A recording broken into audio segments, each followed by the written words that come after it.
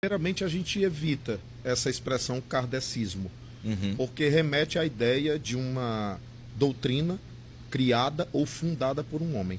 Perfeito. Todos os jornalistas deveriam corrigir toda a vida. Eu estava assistindo o Globo recentemente e ele fala de Allan Kardec como fundador do Espiritismo. Ele, na verdade, foi o cientista. Né?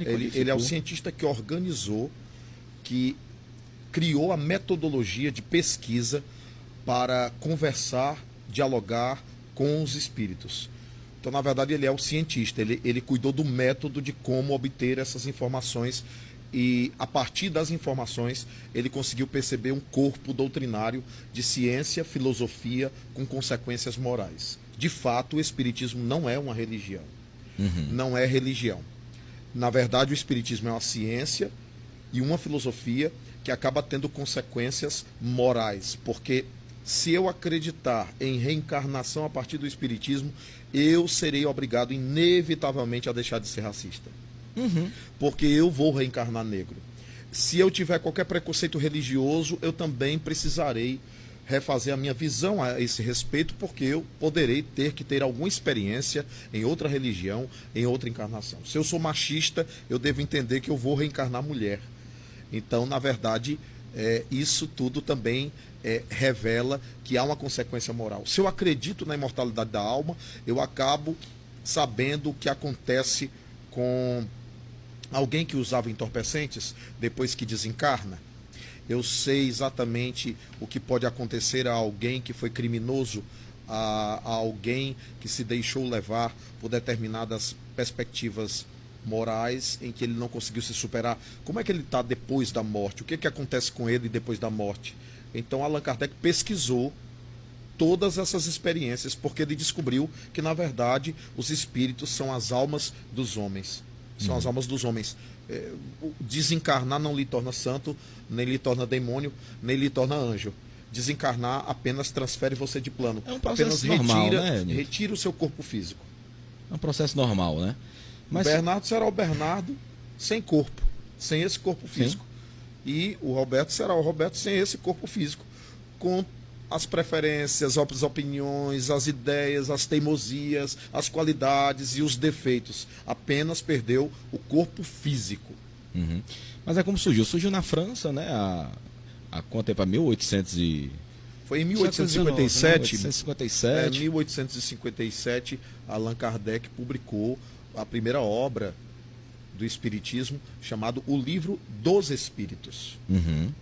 O que consagra ainda mais que Allan Kardec não é fundador. Porque se o livro é dos Espíritos, se tratam de revelações que os Espíritos fizeram a respeito de Deus, da imortalidade, a respeito do progresso, a respeito da lei de causa e efeito, de determinadas leis desconhecidas até então para a ciência, como a lei dos fluidos, a respeito de um corpo que nós temos depois da morte, que o Espiritismo chama de perispírito, que é uma das chaves de entendimento de como é que os espíritos podem atuar através de um médium, ou podem atuar numa casa mal assombrada, ou podem atuar através de fenômenos como poltergeist, parapirogenia e outros fenômenos, sem a compreensão do que seja esse corpo, outro corpo da morte, que os egípcios chamavam de Kal, Nefesh, que os hebreus chamavam de Koash, que Paulo de Tarso chamava de corpo celeste.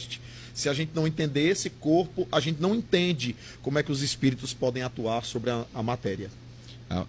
Mas alguns espíritas, né, que eu conheço alguns, sou muito amigo de muitos, graças a Deus, são pessoas boníssimas, quando perguntados qual é a sua religião, eles acabam respondendo intuitivamente que é espírita, né?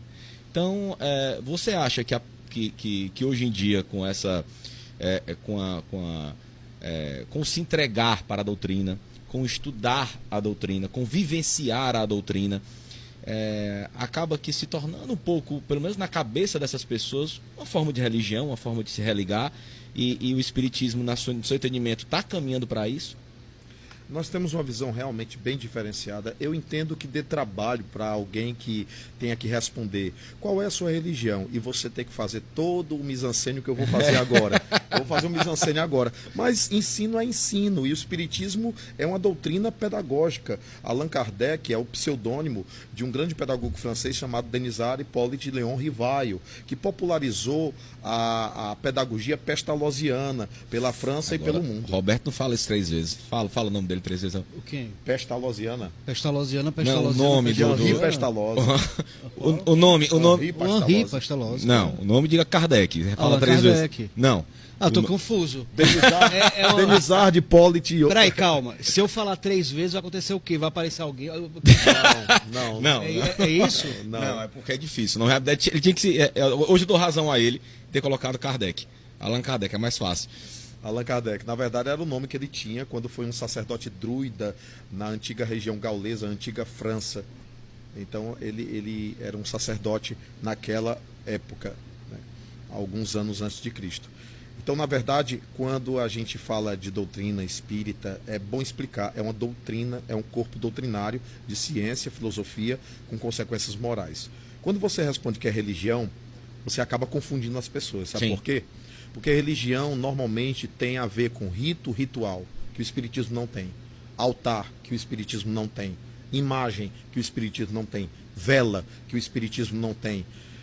Roupas especiais, que o espiritismo não tem. Paramentos, amuletos, que o espiritismo não tem. É a doutrina espiritual por excelência. Nós, espíritas, procuramos viver o que Jesus ensinou à mulher no poço de Sicar.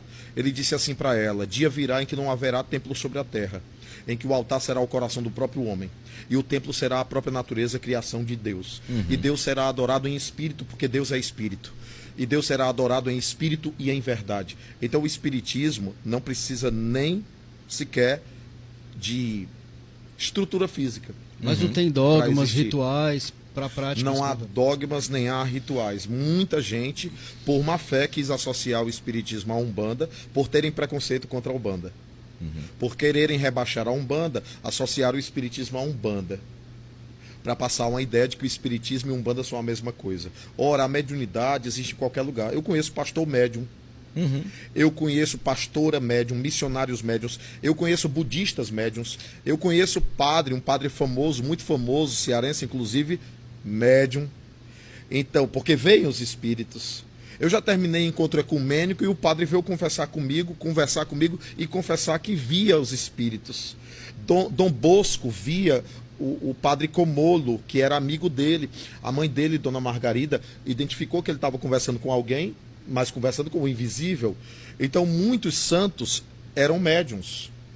E muitos dos ditos milagres foram feitos em função dessa capacidade proeminente de um padre Pio, por exemplo, que era um médium extraordinário. Então, a mediunidade estava em toda parte, está em todas as civilizações, porque a mediunidade independe de religião, porque a mediunidade faz parte inerente da criatura humana. A mediunidade não é propriedade do espiritismo. Eu lhe pergunto, o que seria mediunidade? Mediunidade é o potencial que o espírito tem de intermediar o mundo espiritual e o mundo material.